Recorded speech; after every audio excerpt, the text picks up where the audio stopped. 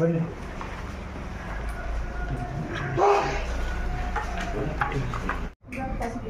First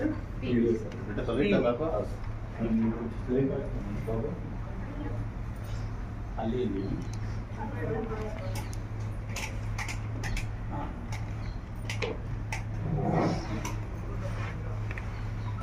ಗಾಡಿ ಒಳ್ಳೆ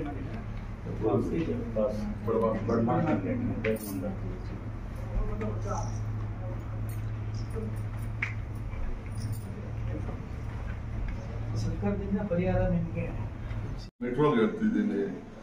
PGಗೆ ಹೋದ ತಕ್ಷಣ PGಗೆ ಬಂದಿದ್ದೀನಿ. ರೆಸ್ಟ್ ತಗೊಂಡು ಮತ್ತೆ ಹೋಗ್ತೀನಿ ಆಫೀಸಿಗೆ.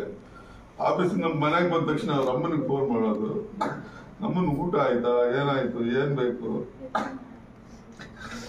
ಯಾರ ತರ ಕೇಳ್ತಾರೆ. ಒಬ್ರು ಇವರೆಲ್ಲ ನಮ್ಮ ಫ್ರೆಂಡ್ಸ್ ಇದಾರೆ ಕೇಳಿದ್ದಾರೆ. ಇಲ್ಲ ಸರ್, ಆ ಥರ ಯಾವಾಗಲೂ ಎಲ್ಲ ಗ್ರಾಚಾರ ಏನಾಯ್ತು ಅಂತ ಈಗಲೂ ಸ್ಕೂಲ್ಗೆ ಹೋದ್ರೆ ಅವ್ರು ಸ್ಕೂಲ್ ಬಿಟ್ಟು 10 ವರ್ಷ ಆಯ್ತು. ಅವರೆಲ್ಲ ಆಯಾಗ್ಲಿಂದ ಕೇಳ್ತಾರೆ ಸರ್. ಬಸ್ಸಲ್ಲಿ ಡ್ರೈವರ್ ಕೇಳ್ತಾರೆ, ನಿಮ್ ಮಗಳು ಹೆಂಗಿದ್ದಾಳೆ, ಚೆನ್ನಾಗಿದ್ದಾರೆ. ಮೊನ್ನೆ ಮಗು TC ತಗೊಂಡ್ಬರಕ್ ಅಲ್ಲೆಲ್ಲರೂ ಕೇಳ್ತಾರೆ. ಆಯಾ ಅವ್ರು ಇವ್ರು ಕೂಡ ಕೇಳ್ತಾರೆ, ದೊಡ್ಡ ಮಗಳು ಹೆಂಗಿದ್ದಾಳೆ, ಚೆನ್ನಾಗಿದ್ದಾಳೆ, ಮದ್ವೆಗೆ ಹೇಳ್ರಿ ನಾವು ಬರ್ತೀವಿ. ನಾವು ಮದುವೆ ಮಾಡೋಣ ಅಂದ್ರೆ ಅವಳು ಹೋಗ್ತಾ ಇರ್ಲಿಲ್ಲ. ನಾನು ಬೇಗ ಬೇಗ ಮನೆ ಬಿಟ್ಟು ಓಡಿಸ್ಬಿಡ್ಬೇಕು ಅಂತಿದ್ದೀರಾ. ನಾನು ಇನ್ನೊಂದ್ 2 ವರ್ಷ ಇರ್ರಿ, ನಾನು ನಿಮ್ ಜೊತೆ ಇರ್ಬೇಕು.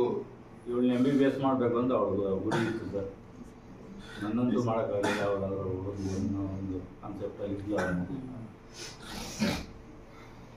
ತುಂಬಾ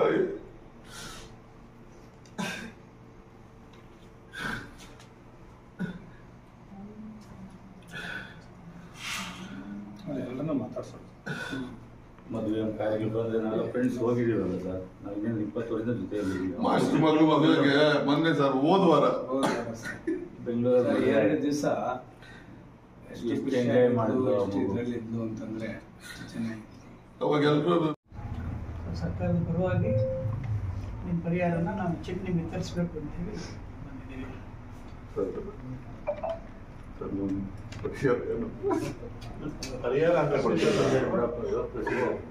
ಅಲ್ಲ, ಸರ್ಕಾರದ ಏನ್ ಮಾಡಬೇಕು ಆ ಜವಾಬ್ದಾರಿ ಸರ್ಕಾರ ಮಾಡಲೇಬೇಕು. ಹಾಗಾಗಿ ಪರಿಹಾರ ಯಾರು ಕೊಡಕ್ಕಾಗಲ್ಲ. ಮಗುನೇ ಅದು ಎಲ್ಲರೂ ಗೊತ್ತಿರೋ ವಿಚಾರನೇ. ಜೀವ ಅನ್ನೋದು ಅಷ್ಟು ಸುಲಭ ಅಲ್ಲ, ದುಡ್ಡಿಂದ ಅಳೆಯೋ ಪ್ರಶ್ನೆ ಅಲ್ಲ. ಆದ್ರೆ ಆಗೋಗಿದೆ ಈಗ. ಇದ್ರ ಬಗ್ಗೆ ನಾವು ಈಗೇನು ಹೇಳಬೇಕಾಗಲ್ಲ. ಬನ್ನಿ ಮೇಡಮ್, ಬನ್ನಿ, ನೀವು ಬನ್ನಿ. ನೀವು ಒಳ್ಳೆ ಕೈ ಬಿಡಪ್ಪ ಬಿಡಪ್ಪ.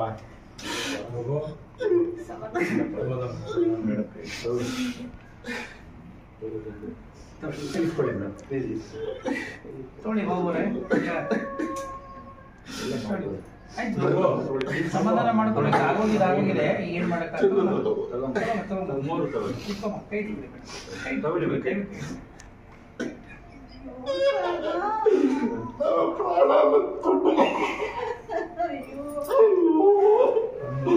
ಈ ತರ ಪ್ರಾಣ ಹೋಗ್ತದೆ ಅಂತ ಅನ್ಕೊಂಡಿರ್ಲಿಲ್ಲ.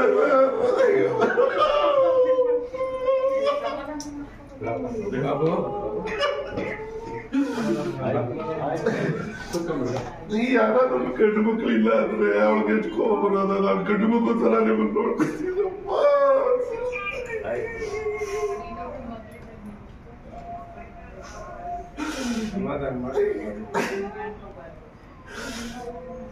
ಇದುವರೆಗೂ 1 ದಿನ ತಂದೆ ತಾಯಿಗೆ ಬೇಜಾರು ಮಾಡಿಲ್ಲ ಸರ್.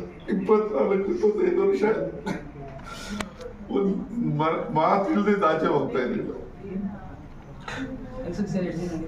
2 ವರ್ಷ ಆಗಿದೆ. ಬೆಂಗಳೂರಲ್ಲೇ ಬೆಂಗಳೂರಲ್ಲೇ ಇದೆ ಸರ್. ಪಿಜಿನಲ್ಲೇ ವಾರಕ್ಕೊಂದ್ಸರಿ ಬರ್ತಿದ್ದೆ. ಶುಕ್ರವಾರ ಬಂದ್ಬಿಡೋದು, ಮತ್ತೆ ಸೋಮವಾರ ಬೆಳಿಗ್ಗೆ ಬಿಡ್ತಾರೆ. ಬಸ್ ಹತ್ತಿದಾಗ